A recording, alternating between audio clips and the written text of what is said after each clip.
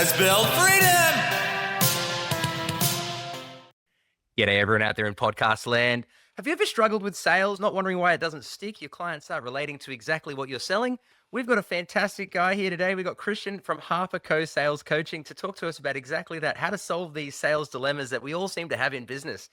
So Kristin, thanks for coming on the show. And I've got, I guess, what has been your journey with sales? How come you like doing whatever other people don't? I think when I first got into it, so firstly, thank you for having me on board today. So as Josh said, Kristin Harper, I'm the proud director of Harper Co Sales Coaching. So started out in sales over 20 years ago, literally knocking on doors, which I absolutely hated, and selling photocopiers and printers, but worked my way up from, knocking on doors to having 55% of my market. And I thought I'm pretty good at this sort of stuff. So that went into a journey of getting to my own business. So 20 years in sales, 5 years in business. I've worked with over 100 clients, business owners, entrepreneurs, and small sales teams to help them with a no bullshit, value-driven approach to how we sell our value. So I don't teach people just how to sell, but how not to sound like that typical salesperson. Because these days, people are, as soon as a salesperson walks in, those walls go up. So I think one thing that I've learned, Josh, over the years is I do really enjoy sales. I think as I've got older, I just like to do it in my own style and take a wee bit of a counterintuitive approach the way that I do it. I actually am lucky enough to have seen some of the ways that you've done sales, and I'd love you to tell me, I guess, I would say you're going against the grain and that makes you stand out. Would you be able to give me an example of what that looks like for any of our listeners? So I take a counterintuitive approach, which is designed to break the pattern. So when a salesperson walks into an organization or starts to talk to somebody about selling their products, what we tend to do, our decision-making process, even if I'm talking to a salesperson, I'm like, okay, when are they going to pitch? When are they going to jump into this? What do I do? And I want to bring that down as quick as I can. So I'll give you an example of a cold calling approach that I do that's like in person, but I do this on the phone as well. So I've got one called the crumpled letter. 1 second there. Now the crumpled letter, so I'm working with a forklift company at the moment. They do like a lot of door knocking. And typically when we go door knocking, say for example, you're going into an industrial area, these organizations and these businesses will get cold called by photocopier reps, recruitment reps, courier reps. They'll have people walking in there all day, every day, trying to sell their wares.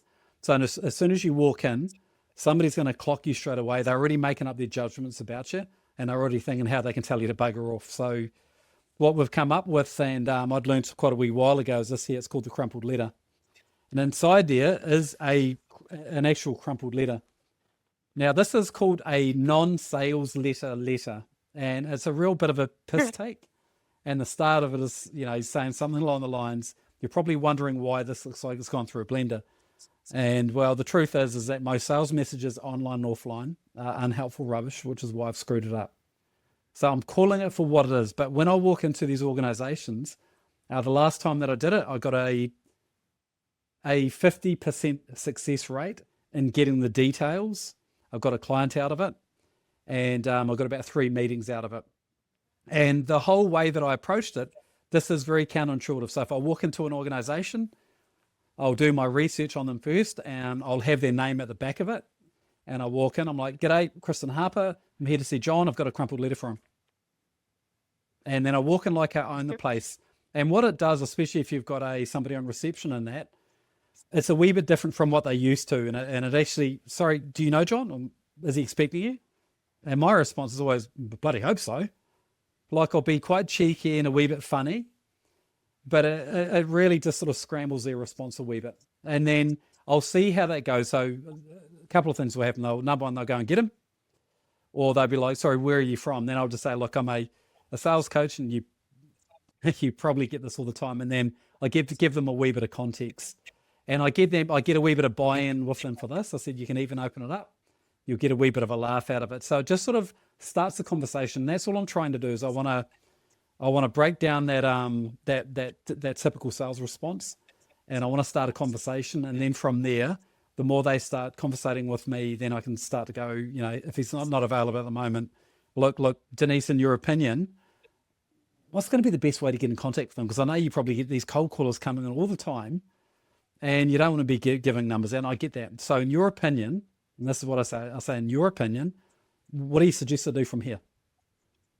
So, and if I get the business owner to come down, I said, John, I've got a crumpled letter for you. And then I'll just jump straight into it. And what it does, it's memorable. And underneath it, like it is screwed up. And then at the bottom of it, I've got a professional photo. I've got 3 really cheeky things in here. You might not want to throw the letter away if your sales team spend more time perfecting TikTok dances than they do their pitch than actually getting on the phone. Your sales presentations have more fluff than a sheep sharing competition. So I've got stuff in there that's designed to get a wee bit of a laugh out of it. Call it for what it is. Dopamine. Yeah. Call it for what it is. Yeah. So this is just one concept. This is all designed to just do things a wee bit differently, and especially in the industrial type sectors, it works really well there because, a lot of these organizations that I'm dealing with are really blokey blokes. You want to have a wee bit of fun with it. And it's memorable as well. And the thing about having the photo there is you've got your name next to the photo. So when I call up, I'm like, John, did you get my crumpled letter? it's normally, yeah, we did. Clever. And I've got so many, ones that I have cold called, just got emails out of the blue saying, got your crumpled letter, very funny. I liked it. I like the approach. We're not in the market at the moment. And it just starts a conversation. And that's all that we want to do. Typically, when we go into sales calls and that, people think I need to sell to them. When we're going to sales calls, we just need to secure that next step. We need to take that pressure off ourselves. If it's a phone cold call, g'day, my name is Kristin Harper Co Sales Coaching. Now, if I told you this was a sales call, would you throw your phone against the wall? Then I leave it at that. And they're like, what? Because typically when we're on when we call somebody out of the blue, they're either on their computer. I want them to take their focus away and go, hold on, what did you just say? Did you say throw my phone against the wall? So this is that one part of it is that counterintuitive approach, because I've done so much cold calling in the past and that in-person stuff. I want to walk in and I want to remove that resistance as quick as I can and make it more of a human conversation.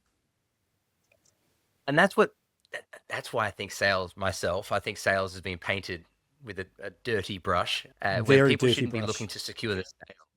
Yeah. They shouldn't be looking to secure the sale, secure the relationship and build trust. And if a sale happens in the future, bloody awesome.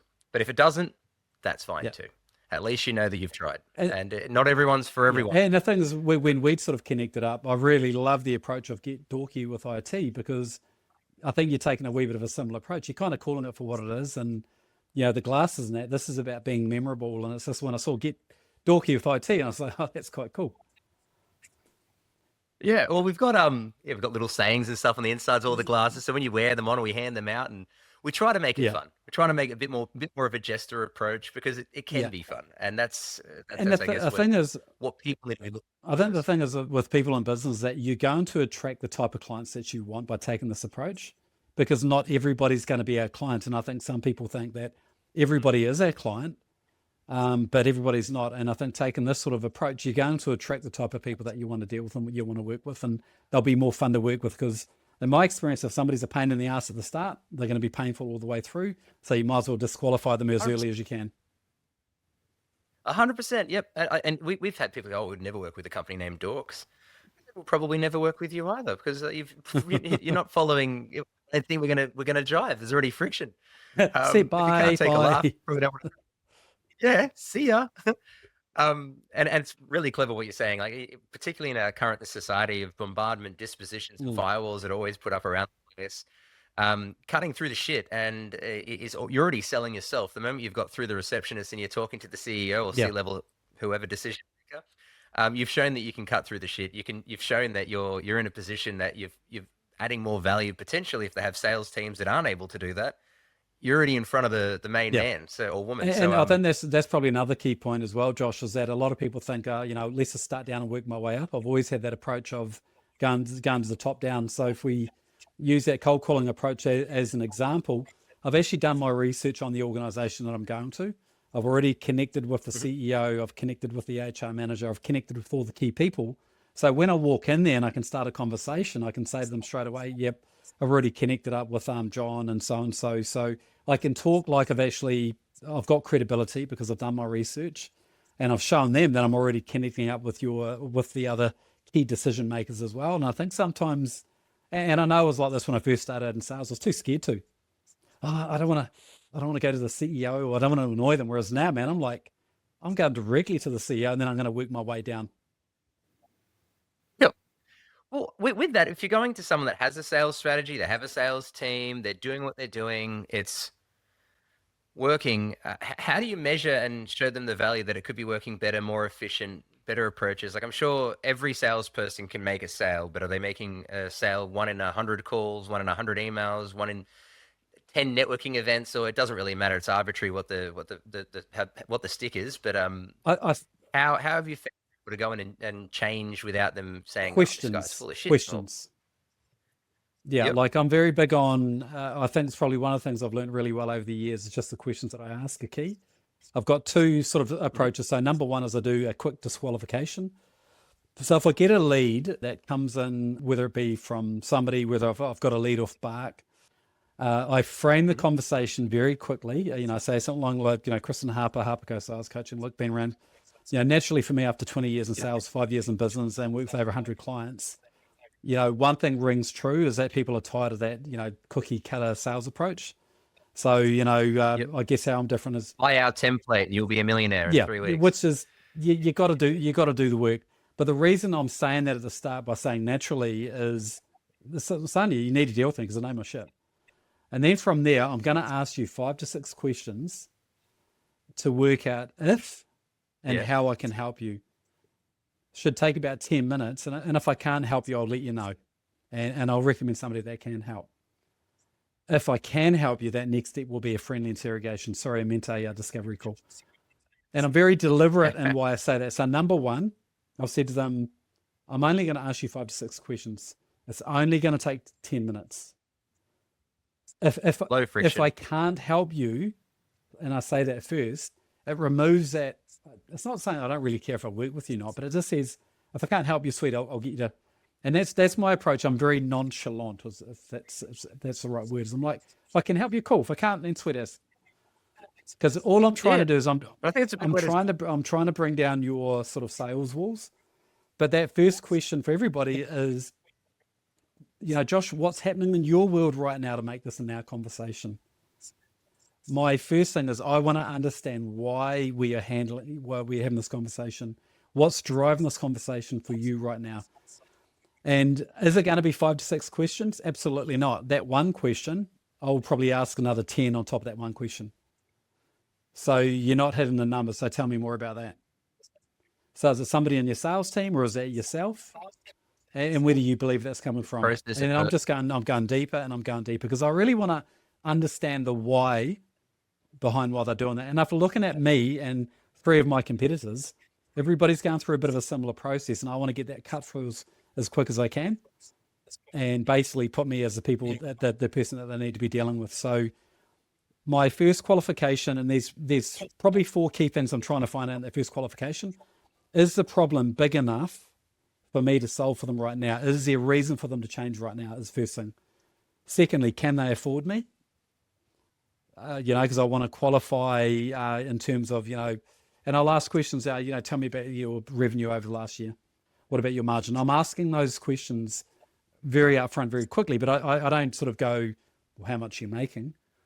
It'll be more like, so you've got a team there. So do you mind if I ask, what's been your revenue over the last year? And what are your outcomes? So straight away, I'm trying to work out, okay, where are they financially? Where are they at? And is this going to be a now thing or is it going to be a later thing? So sometimes somebody goes, we're just testing the market and it will probably next sort of 3 to 6 months. Cool. So straight away, I know that, okay, I need to take a wee bit of a different approach.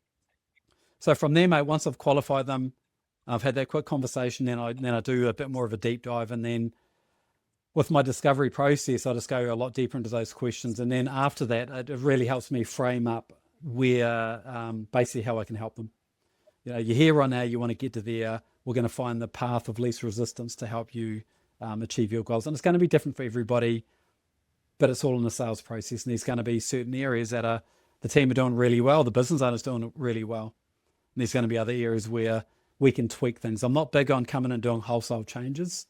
I'll just look at the enhance the cool stuff that you're already doing and help them be more effective, whether it be having conversations, framing conversations, asking questions. Because sometimes for some people, it could be a couple of little things that they tweak and they're like, oh, wow, this made all the difference. So don't freak people out by saying that this is going to be really hard and it's going to be more of a, I want to understand you so I can best coach you to get the best out of you and to help you sell with confidence. So you don't sound like a bloody salesperson. Sometimes people walk in and they have that look of like, hey, well, let's sit down. This is what typically happens is that, hey, thanks. Let me tell you about me first. I'll tell you about how good I am and what I need to sell to you. Then maybe you could tell me a wee bit about you. This is what most of us are thinking if we go into a car yard, we go to buy something. Our first reaction is always, I'm all good. But really deep down, I do want help. Yeah. I just don't want to be sold to. Yeah, so we've got to remove these walls as quick as we can. And a lot of it is just being human, being authentic, but just following a wee structured process and asking questions. Unrelated, but do you think those more, what we call them, traditional power sales people type approaches that are keen on action now, get a free set of knives, let's call them.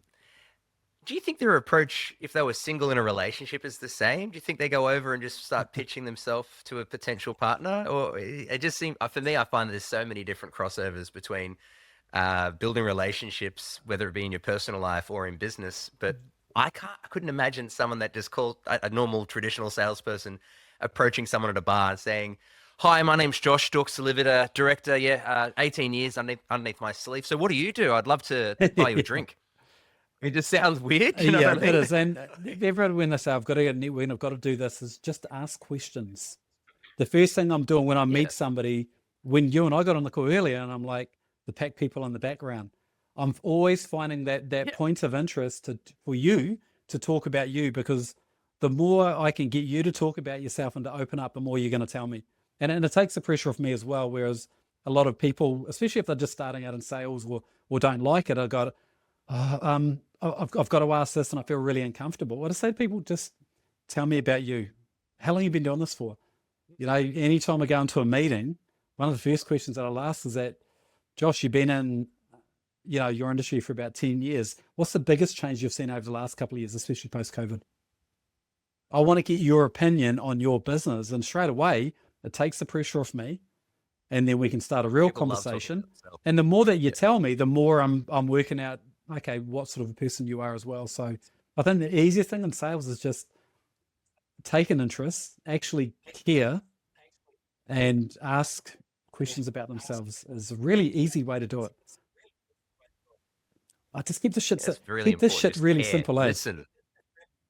Yeah. Just listen. Just build a relationship. Don't call 100 people, call 10 and build a deeper connection with 10 than 100 that they're just getting 90 hanging up. Yeah, so back in the day when I first started out, I was doing like about 100 calls and you get maybe three meetings and that out of it. Whereas these days I'll be very direct and deliberate about who I go after, how I'm going after them. So if I'm going after,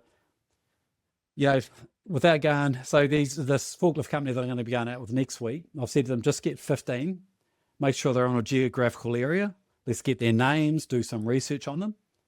And I guarantee when we do this, we're going to get at least a couple of meetings. I guarantee it.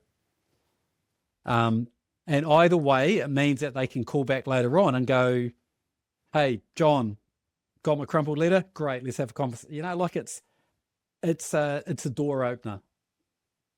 You're starting the conversation with a laugh as well. Like it's not, oh yeah, I got your formal email that was boilerplate that everyone else that you've probably sent to 300 other people. You've actually shown that there's effort, there's humor, and the character there, and the type of business they're going to be working with. Like I started sales workshops that way. I'm like, put your hand up if you don't want to be here today, especially when you've got sales teams, because sometimes people are like, we were told that we had to be there. So very early in the sales workshop, I set the scene, and I want to, even before I go into the workshop, I do enough research on who's going to be in there and who's going to be the harder ones. I focus on them as quick as I can, and then I'll set the scene for the day, and I'll tell them what's going to happen.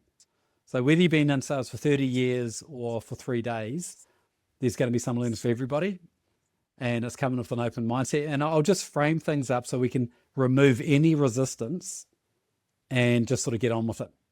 So they can sort of relax a wee bit and do that. And as you can see, like even my body language is, let's just remove that resistance. So we let's put it to the side, and then let's work on each other and how we can help you get the best value out of it. So you can close more deals, you can make more money. You can go on those trips that you 100%. want to go on with your family, you know? Future framing. Yeah. Bring them to where they want to be. And I get what I was going to ask, actually. You're talking about sort of being nonchalant when it comes to sales. There's people out there that have a very hungry approach, and it nearly feels needy when they call up, and they're calling up every 2 days or something like this. You, with your approach, is completely different, and you'd be refactoring the way that they'd be approaching to make it more human, less robotic. How have you found that approach has gone with change management, and how do you think hungry salespeople need to exist now, or is that it's going to get harder? I don't think it's going to get harder. Yeah, my opinion on this one, before COVID, I had the opportunity to speak at a M2 conference, which had about 250 people, and he said, I want you to speak about sales. And I was like, I don't want to talk about the same shit as everybody else is saying. So I talked about 3 things. Number 1, energy, transparency, and authenticity. And this is just before we went into COVID and we went into that lockdown. So energy is, people are going to pick up on your energy as soon as you get in their presence. If you're desperate or you're pushy, they feel that resistance. It's very subtle, but we all feel it. We don't talk about it, but we feel it. The other one about transparency is that when we're talking to a salesperson, we feel like we're going to be lied to. We feel like we're going to be sold to. So therefore, when we're transparent in our approach, we want to bring those walls down. Then the authenticity is that I've done my preparation. So when I come into a sales call, then my walls are down. I'm a lot more confident and comfortable in this conversation because I've done my research. So therefore I can be myself. Whereas a lot of people think that they need to have a certain approach. Now, post-COVID, those really pushy salespeople is going to be so much harder, I believe, because we all went through shit over COVID. Everybody had different things happen, and I think it really brought those masks down. And I believe that people just want to be dealing with other humans and not have these people that are trying to push them or sell to them. So I think, back to your question, I think that's going to get harder for those type of salespeople. You know, there's this big talk around artificial intelligence, and yes, it's going to have a big impact, but this human to human is going to be more important with the AI in there. The AI is going to enhance it, but we as human beings, we don't want to change. I want to be dealing with people I want to be working with that are good people, that are doing a great job. I don't want to be dealing with dickheads. I've got a no dickhead policy. There's enough dickheads around. We don't want to deal with dickheads. We're coming close to the end of the podcast here, and I'd love to hear, for anyone out there that's listening, Kristin, how would people get in contact with you, and what's the first step for them bettering their process? Well, number one, to better step their processes. And number one is actually work out that you need help. I think a lot of the times that we'll look at things and go, you and I spoke about this earlier, with this year I'm so much more effective because I've let my ego get out of the way and I've got help where I'm needed help. So I think the first thing is, work out that, okay, I need a coach or I need help in the sales. And then you start to, work it out, what is you need, then start looking for people, preferably me, because you're listening to the podcast right now. But, go to... You made it this far. Oh, wait, there's more.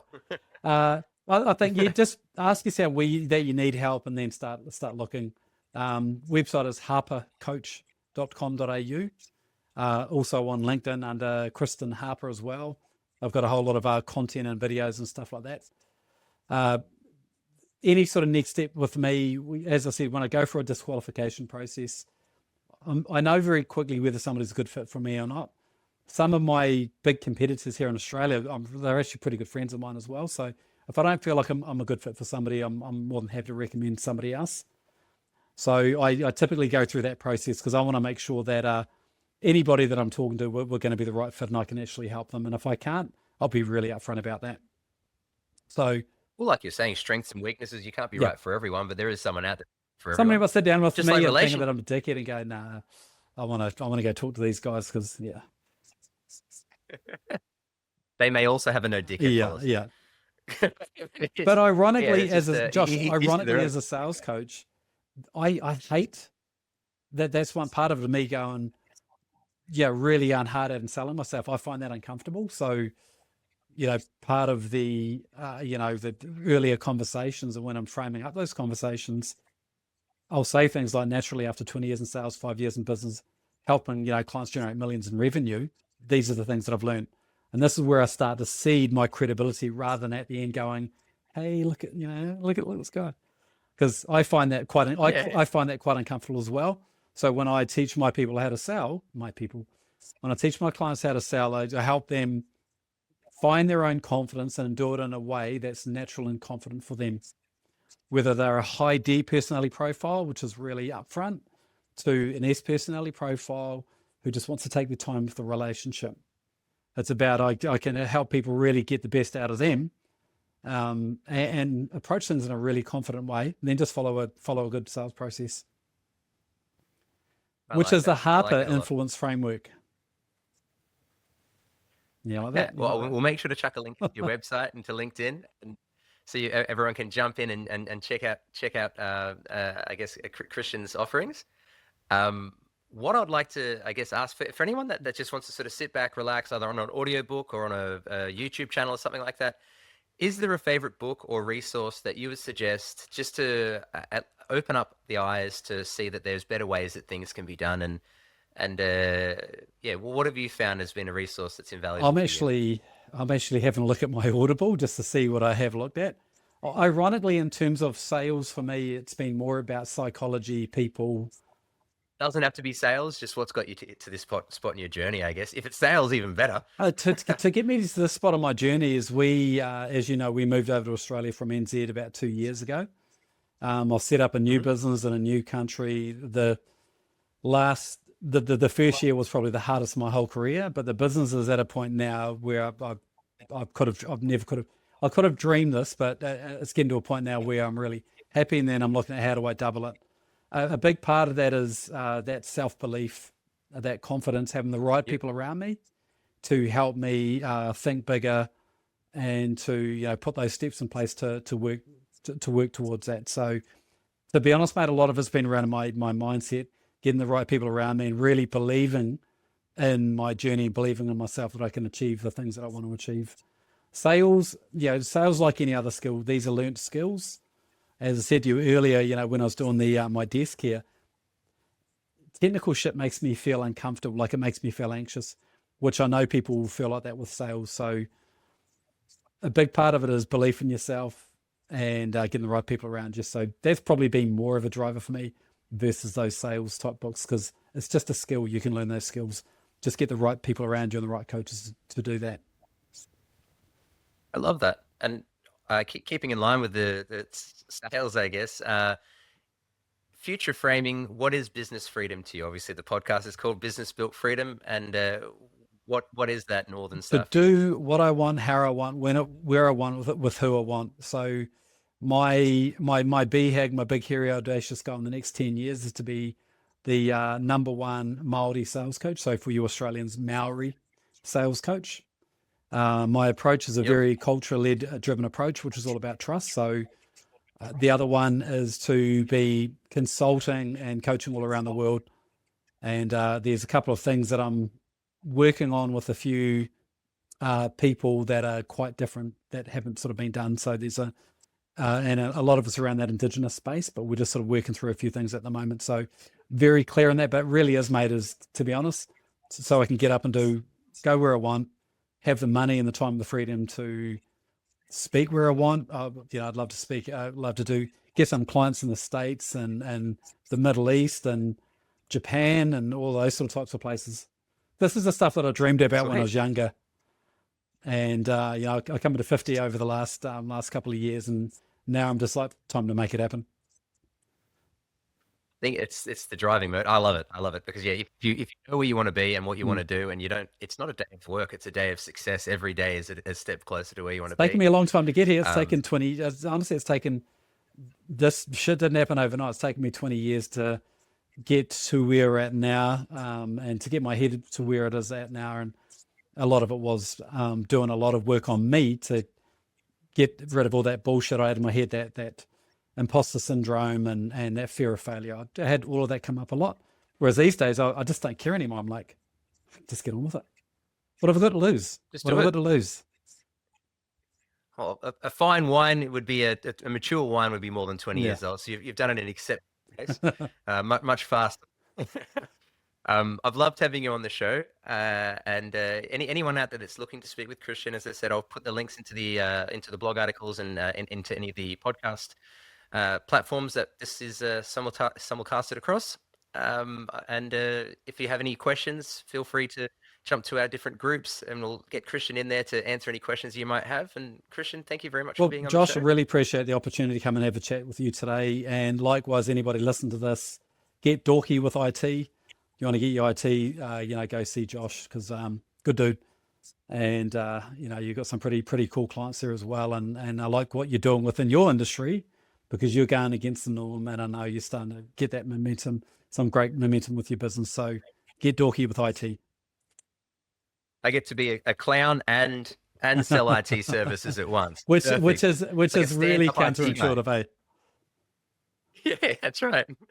Well, thank you very much. And Cool. talk to you Cheers, soon. buddy. Thanks, team.